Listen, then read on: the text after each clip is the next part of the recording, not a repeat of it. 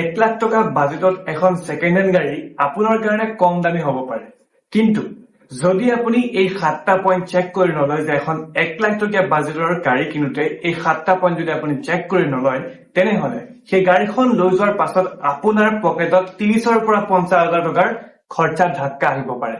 হয়, এখন 1 লাখ টকাৰ বাজেটৰ ভিতৰত এখন সেকেন্ড হ্যান্ড গাড়ী যদি আপুনি ল'ম বুলি ভাবিছে, তেনেহলে এই ভিডিঅ'টো আপুনি অলপো স্কিপ নকৰিব, কিয়নো এই ভিডিঅ'টোত মই আপোনাক 7টা এনেকুৱা পইণ্ট কম যিটো আপোনাৰ বাবে জনাটো অতিকৈ জৰুৰী, কিয়নো যদি আপুনি এই 7টা পইণ্ট ধ্যান দি নাচায় তেনেহলে সেই গাড়ীখন লৈ যোৱাৰ পাছত আপোনাৰ 30ৰ পৰা 50,000 টকাৰ খৰচাৰ ধাক্কা আহিব পাৰে আপোনাৰ সেই গাড়ীখনত। গতিকে ভিডিঅ'টো অলপো স্কিপ নকৰিব, একদম শেষলৈকে এটা এটা পইণ্ট সম্পূৰ্ণকৈ চাই যাব।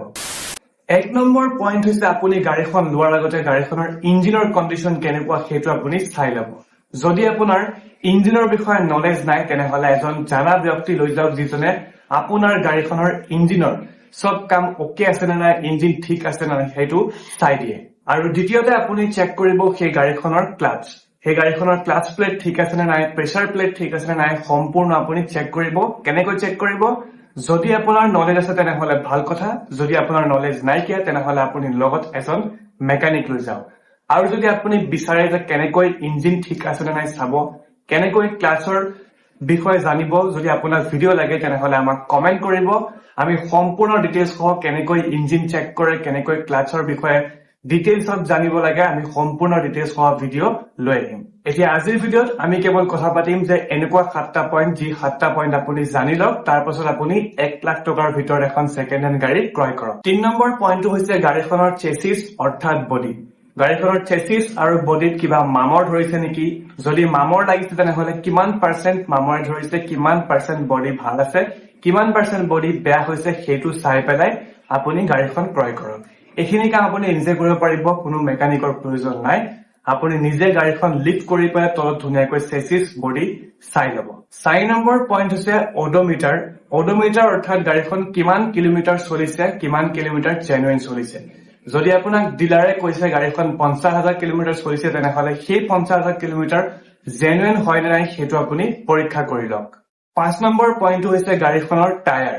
টায়াৰৰ কণ্ডিশ্যন কেনেকুৱা, আপুনি টায়াৰ কেইটা গাড়ীখনৰ লগত যিকেইটা টায়াৰ আহিব সেই টায়াৰ কেইটা লৈ আপুনি কিমান দিন চলাব পাৰিব সেইটো আপুনি চেক কৰি ল'ব। 6 নম্বৰ পইণ্টটো হৈছে গাড়ীখনৰ RC আৰু ইঞ্চুৰেঞ্চ। গাড়ীখনৰ RCৰ ফিটনেছ টেক্স সকলোবোৰ ক্লিয়াৰ আছে নে নাই, কিমান বছৰলৈকে থাকিব সেইসমূহ আপুনি লোৱাৰ আগতে চাই ল'ব, কাৰণ আপুনি লৈ লোৱাৰ পাছত যদি আপোনাৰ টেক্স ফেইল হৈ যায় তেনেহলে আপুনি বহুত বেছি টকা ভৰিব লাগিব, বিশেষকৈ কমাৰ্চিয়েল গাড়ীৰ ক্ষেত্ৰত। আৰু 7 নম্বৰতে আপুনি পাৰিলে এটা টেষ্ট ড্ৰাইভ লৈ ল'ব, কিয়নো গাড়ীখন চলাই চালে আপুনি ভালকৈ গম পাব যে কেনেকুৱা কি অসুবিধা আছে, কিমান পাৰ্চেন্ট ভাল আছে, কিমান পাৰ্চেন্ট বেয়া আছে। গাড়ীখন কম দামত পাই আছে বুলি আপুনি হুৰমুৰকৈ গাড়ীখন লৈ নলব।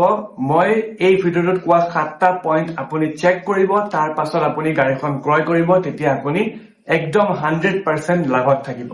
গতিকে যদি আপুনি এনেকুৱা ধৰণৰ ভিডিঅ' বিচাৰে তেনেহলে এই চেনেলটো ছাবস্ক্ৰাইব কৰি ল'ব আৰু কাষতে থকা বেল আইকনটো প্ৰেছ কৰিবলৈ একেবাৰে নাপাহৰিব, কিয়নো এনেধৰণৰ গুৰুত্বপূৰ্ণ ভিডিঅ'সমূহ আমি নিতৌ আনি থাকো আৰু আগলৈ বহুত বেছি ভাল ভাল গাড়ীৰ বিষয়ে টপিক লৈ আহি আছো। গতিকে চেনেলটো ছাবস্ক্ৰাইব কৰি ভিডিঅ'টো আগলৈ শ্বেয়াৰ কৰিবলৈ একেবাৰে নাপাহৰিব।